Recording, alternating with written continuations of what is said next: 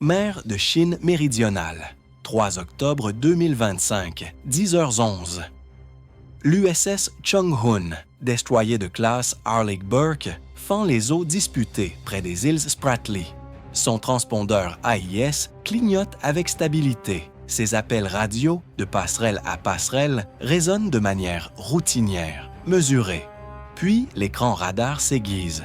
Une frégate chinoise de type 054A n'escorte pas, elle accélère. De 14 à 23 nœuds en moins d'une minute, angle se refermant brutalement. Ce n'est pas un comportement d'escorte, c'est une interception. À l'intérieur du centre d'information de combat, l'air est tendu. CPA maintenant sous les 300 yards, tend jusqu'au CPA inférieur à 4 minutes. Ce n'est rien dans ces eaux.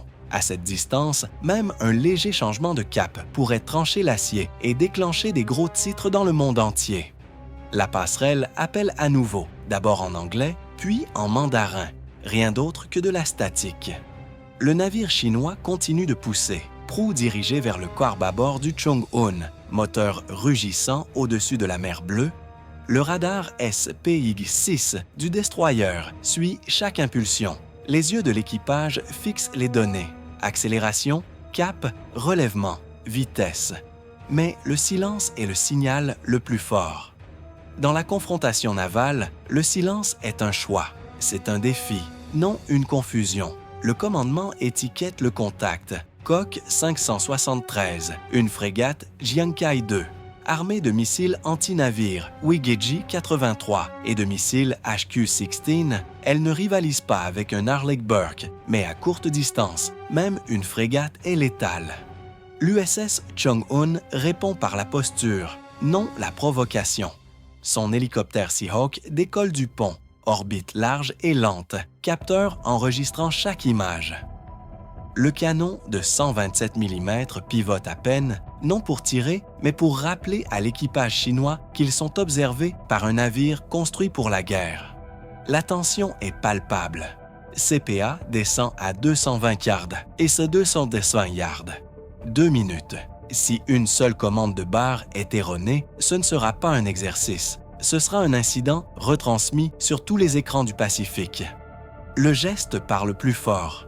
Le CIC enregistre chaque seconde, chaque cap, chaque variation d'accélération.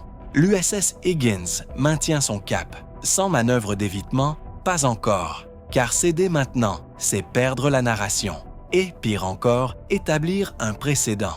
Ce n'est pas seulement un navire contre un autre. C'est la Chine pariant que les États-Unis n'oseront pas risquer l'escalade. Et le Higgins suit ce bluff, une impulsion radar à la fois. Le centre d'information de combat confirme le profil de menace. Trajectoire stable, angle d'interception verrouillé. Aucun écart, aucune réponse radio. C'est délibéré. L'équipage n'attend pas d'autorisation. Il suit le protocole. Les règles d'engagement sont plus que des directives. Ce sont des limites légales à l'emploi de la force. Étape 1. Tout enregistré. Le radar de conduite de tir capture cap, relèvement et distance toutes les 10 secondes. Les journaux de passerelle consignent les heures. Les communications vocales sont archivées, les trames radars figées. Si cela devient un incident, la marine aura besoin de plus que des mots. Elle aura besoin de preuves. Étape 2. Montrer la posture sans provoquer. Le canon. Mark 45 de 127 mm du Higgins pivote vers le destroyer approchant, lentement, délibérément, impossible à ignorer, mais non hostile. Étape 3. Activer les systèmes non cinétiques. Le système de guerre électronique. LQ-32V7 s'anime, balayant le spectre. Quelques secondes plus tard, il détecte un faisceau étroit de recherche de surface. La fréquence et la largeur d'impulsion le confirment. Le destroyer chinois ne se contente plus d'observer. Il vise. Toujours pas de lumière sur la passerelle, aucun appel, aucun changement de cap. L'officier de quart dit ce que tous savent. Il nous observe, mais ne nous parle pas. À l'intérieur du CIC, la tension se resserre, mais la discipline demeure. Pas de panique, pas de voix élevée. Le gouvernail garde le cap. Les moteurs maintiennent la vitesse. Le contrôle de tir trace les angles. Arme froide mais alignée. car le prochain pas serait l'escalade. Et personne ne veut cela. Le message est clair. Si le navire chinois fait un pas de plus vers l'agression, le Higgins est prêt. Les deux bâtiments sont désormais enfermés dans un jeu silencieux de poules mouillées. Un duel mesuré, non pas en vitesse, mais en volonté. Ici, il n'y a pas de passage innocent, seulement stratégie, acier et la question de savoir qui clignera le premier. Soutenez les marins qui risquent tout pour que nous puissions vivre en paix. Abonnez-vous et partagez. Puis vient la couche suivante de pression. Depuis la plateforme arrière du Higgins, le Seahawk MH-60R s'élève, ses rotors déchirant l'air humide. Aucune arme chargée, aucun plan de vol agressif, seulement la présence. Un signal, pas une attaque. Alors qu'il s'élève au-dessus du destroyer, sa nacelle FLIR s'active. L'infrarouge avant fixe sa visée sur la passerelle du navire chinois, sur les mâts radars, les évents et les postes découverts de l'équipage. Chaque source de chaleur, chaque silhouette, chaque lumière de console est capturée et transmise au CIC. À présent, l'équipage lui-même est visible. Des visages derrière l'acier, des mouvements sur le pont. La preuve que la confrontation n'est plus abstraite. C'est homme contre homme, navire contre navire, et la marge d'erreur s'est réduite à la largeur même de la mer. Le Seahawk reste suspendu dans l'air, ses caméras fixées sur le destroyer chinois. Sur le pont, brillant les casques, deux marins immobiles près du canon avant. Ils ne tirent pas, ne visent pas. Ils attendent. L'opérateur de caméra, à bord du Seahawk, balaie lentement, enregistrant la passerelle, le radar, les positions exposées de l'équipage. Chaque image est géoréférencée, horodatée et transmise en temps réel. Si Pékin nie ce moment, les États-Unis auront des preuves en 4K. C'est la dissuasion en haute définition, une impulsion où la puissance de feu se mesure non en projectiles, mais en pixels, angles et postures. Le destroyer chinois avance sans signal, sans changement de cap. Seul le reflet du soleil sur les vitres de la passerelle et l'équipage immobile près du canon naval de type HPJ-38, découvert mais encore silencieux. À bord du Higgins, la tension s'aiguise. Le CIC calcule des scénarios, chacun plus risqué que le précédent. Faut-il suivre à distance et observer, ou presser et forcer le passage? Suivre de près évite la collision, mais prolonge la pression. Avancer affirme la force, mais frôle l'escalade.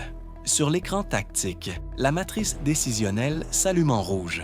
Risque de collision élevé, escalade modérée, justification légale absolue. Le Higgins détient l'avantage du droit, ferme dans les eaux internationales à 18,4 milles nautiques de toute ligne revendiquée. Le Seahawk tourne lentement au-dessus de la Seine, son capteur infrarouge enregistrant chaque geste, chaque mouvement sur le pont chinois. À bord du Higgins, les veilleurs sur la rambarde changent discrètement de posture, alertes mais silencieux. Le bourdonnement des machines emplit l'air, fond sonore d'un calme tendu entre deux léviathans d'acier prisonniers d'une même trajectoire. Puis l'appel tombe, contact à cap constant, point d'approche inférieur à 150 yards. 1 minute, la ligne est tracée, et soudain, le destroyer chinois bouge. Une rotation de proue, subtile, presque imperceptible, mais délibérée. 5 degrés sur tribord. La vitesse chute de 26 à 23 nœuds, puis à 21, et se stabilise, suffisant pour montrer le calcul, suffisant pour prouver qu'ils ont cligné les premiers. Ils veulent que ce soit serré, pas catastrophique. Une voix crépite dans les haut-parleurs du Higgins. Mandarin, ton plat, officiel, dénué d'émotion. Navire de guerre des États-Unis. Vous entrez dans une zone maritime administrée par la Chine. Modifiez immédiatement votre cap. C'est la phrase que Pékin veut entendre enregistrée. Le Higgins répond, calme et imperturbable. Canal ouvert, ton sec et professionnel. Ici, navire de guerre des États-Unis effectuant un passage légal dans des eaux internationales. Le bras de fer n'est pas terminé, mais le silence est rompu. Et désormais, les deux navires savent exactement où la ligne est tracée. Les manœuvres dangereuses ne disparaissent pas dans l'océan. Elles sont documentées, enregistrées et diffusées par tous les canaux qui comptent. Traduction. personne ne recule et personne ne se laisse intimider par le papier. Au-dessus, le Seahawk continue de tourner, ses capteurs absorbant chaque angle, chaque émission, chaque instant de tension. Sur le destroyer chinois, l'équipage se retire du canon avant. Un marin lève les deux bras dans un geste universel. Paumes ouvertes, posture large. Un geste qui dit « ça suffit ». Mais ce n'est pas une reddition, c'est du théâtre, une pause dans le scénario. Les deux navires restent verrouillés sur les radars, tous deux en alerte maximale, aucun prêt à montrer une faiblesse. Ce qui s'est passé dans le détroit n'est pas une conclusion, mais une démonstration. Chaque mouvement, chaque silence, chaque manœuvre calculée est conçue pour des audiences nationales, internationales et celles qui observent depuis les satellites en orbite. Le Higgins maintient le cap, caméra allumée, armes prêtes, doctrine intacte, car ici, aucune manœuvre isolée n'est décisive. Chacune n'est que le début de quelque chose de plus vaste. Abonnez-vous pour suivre des histoires d'héroïsme silencieux qui sauvent des vies chaque jour. L'incident du détroit de Taïwan s'ajoute à une chaîne qui s'étend sur des années et des mers. Le schéma est indéniable.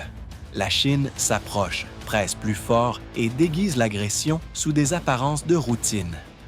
Des destroyers américains suivis, des navires japonais harcelés, des patrouilles australiennes forcées à des manœuvres d'évitement. Chaque rencontre présentée comme légale, chaque confrontation enveloppée dans les tactiques de la zone grise, des actions juste en dessous du seuil de la guerre, assez aiguisées pour tester les nerfs et user la réaction. Et Pékin en connaît les faits, normaliser l'anormal, forcer l'Occident à réagir encore et encore jusqu'à ce que la ligne entre provocation et accident s'efface. Alors, quand surviendra la véritable crise, le doute jouera en faveur de l'agresseur. La doctrine est écrite avec clarté. Pas de missiles, pas de tirs d'artillerie, seulement la proximité, le silence, la pression. Et l'escalade, toujours à un battement de cœur de distance. C'est un manuel affiné par la répétition. En août, le HMS Richmond a affronté le même scénario près des îles Spratly, coupé à grande vitesse par une frégate chinoise. Un mois plus tôt, un avion de patrouille japonais P-1 avait été détourné par un chasseur J-11 au-dessus des eaux internationales. Chaque événement enregistré, chaque protestation ignorée, chaque précédent repoussé un peu plus loin. Les États-Unis connaissent ce rythme. C'est pourquoi des navires comme le Higgins transportent plus que des missiles. Ils embarquent des juristes, des systèmes de surveillance et des hélicoptères équipés de caméras suffisamment précises pour numériser la diplomatie. Car chaque impulsion ici est autant une lutte de récit qu'un affrontement maritime. Si les États-Unis prouvent qu'ils ont agi conformément au droit, ils gagnent le récit. Si la Chine capture une erreur, elle obtient le titre. Ainsi, la rencontre se termine cette fois sans collision, sans tir. Les deux navires se retirent, les deux nations façonnent le moment. Mais la question demeure, plus lourde que le sillage.